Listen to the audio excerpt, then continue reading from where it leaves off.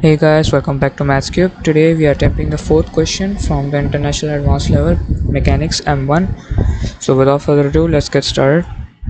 The question is all about a metal girder AB has a weight W newtons and length 6 meter. The girder rests in a horizontal position on two supports C and D, where AC is equal to DB is equal to 1 meter, as you can see shown in the figure 2.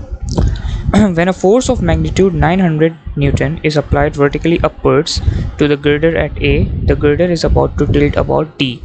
So guys, always remember to highlight these values or these numerical values. They'll come in handy. When a force of magnitude 1500 Newton is applied is vertically upwards to the girder at B, the girder is about to tilt about C. The girder is modeled as a non-uniform rod, so it's not a uniform rod, which means I'll show you how, whose center of mass is a distance x meters from A. Find the value of A. Now what I'll do is I'll just label all these information given here. The first piece of information was that the force of magnitude 900 Newton was applied vertically upwards at the girder at A. So also label it here. There will be 900 Newton. And they said that the force of magnitude 1500 Newton is applied vertically upwards at the girder at B.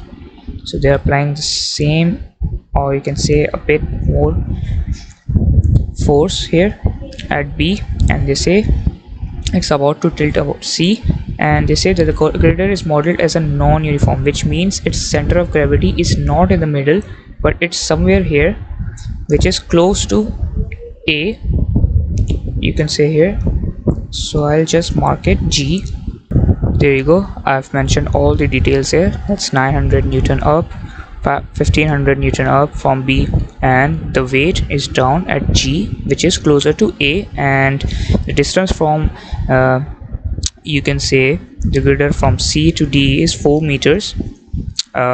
Now what I'll do is, always remember guys, in these type of questions we always keep in mind that the components of forces upwards and downwards are kept in conservation.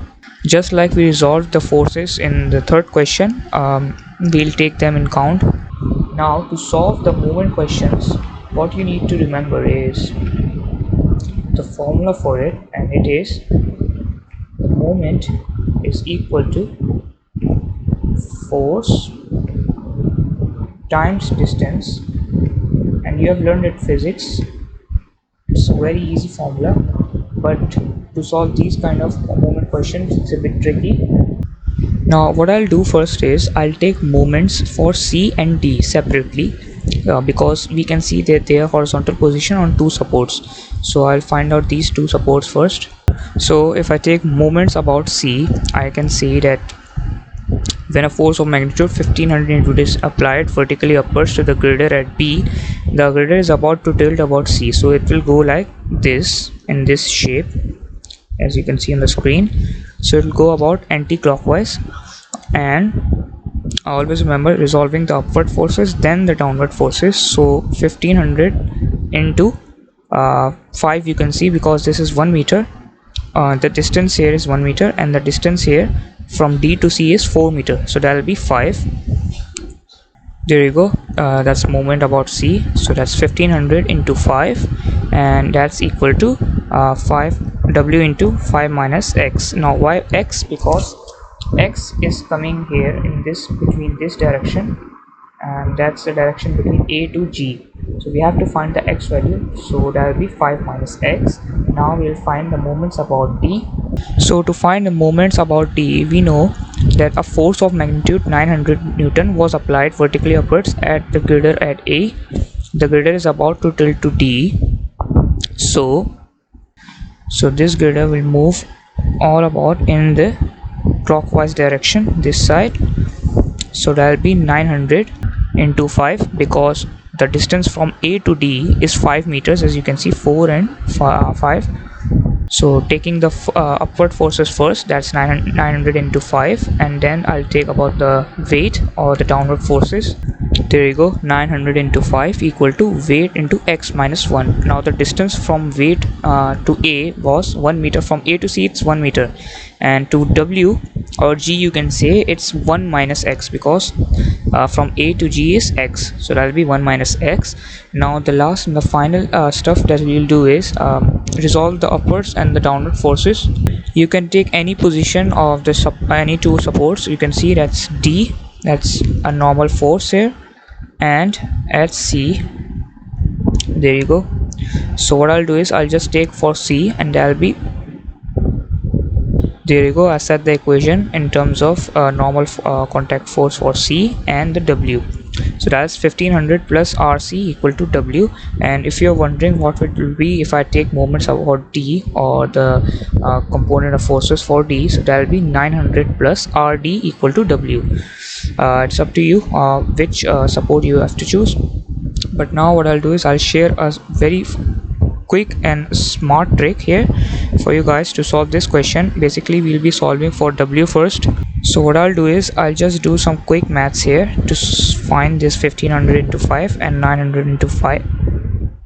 There you go. Now what I'll do is I'll just add these both moments up and down. So I'll get, there you go, 7500 plus 4500 gives us 12,000 equal to W5 minus x plus Wx minus 1. Those are the weights into distance. Now what I'll do is I'll expand this bracket out.